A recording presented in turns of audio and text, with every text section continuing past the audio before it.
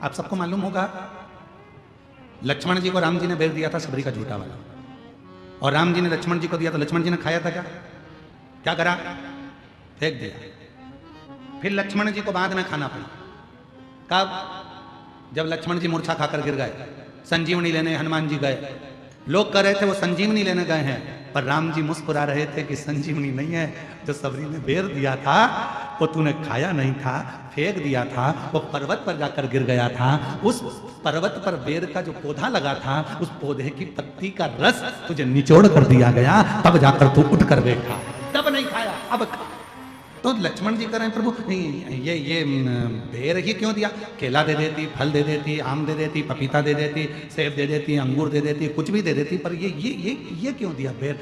तब राम जी ने कहा ये शंकर की बूटी है, और ये बूटी कोई साधारण नहीं होती। आज भी हमारे शास्त्र कहते हैं महाराज, अगर शिवरात्रि के दिन शंकर भगवान पर बेर समर्पित कर कर यदि उस बेर को खाया जाता है तो दमे जैसी बीमारी भी ठीक हो जाती है, श्वास से जुड़ी हुई तकलीफें भी ठीक हो जाती है।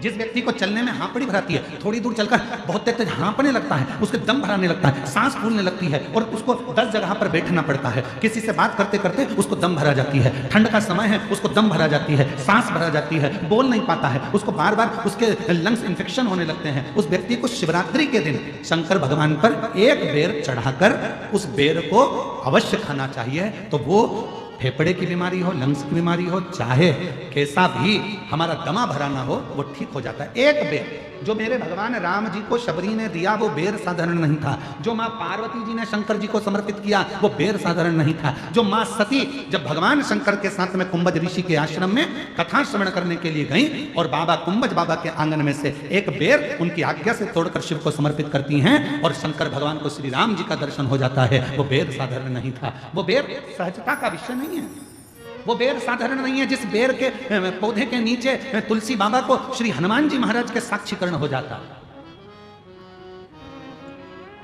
जिस बेर की झाड़ी में भगवान राम के हनुमान जी का दर्शन हो जाता, वो बेर साधारण नहीं। और शबरी के झूठे बेर भी खाते रहा करो, दर्शन के बावरी दर्शन दिया करो।